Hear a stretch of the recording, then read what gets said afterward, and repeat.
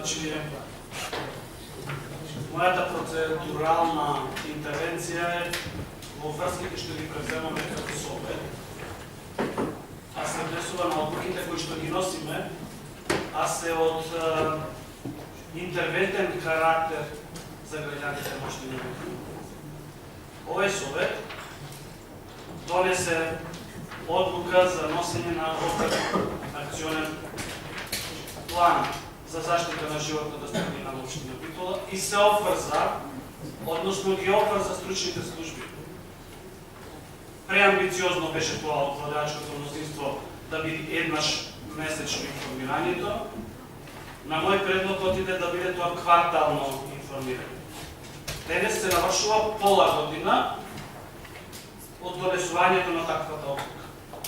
Ние немаме ама баш никаква информација до каде е стигнато со подготовките или отпочнувањето на донесувањето на локалниот еколошки акционен план.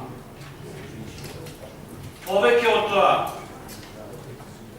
императивно е состојбата која што имаме во градот со загадување. И да останеме толку летаргични на една таква обврска, не ми е јасно. Предлагам на седницата во понеделник да добиеме соодветна информација, не знам кој е одговорен за изработка на локалниот акционен еколошки план во општина Битола, знам која структура требала да биде, меѓутоа колку таа станала активна и колку таа направила одреден пресек на состојбите врзани со животната средина во Битола, не знам. И сакам да знам како советник, предпоставам дека сакат и сите мои колеги советници овде, и се разбира донесување на мерки, бидејќи ги имаме предвидено со донесувањето на акционен план за животна средина, долгорочни и краткорочни мерки.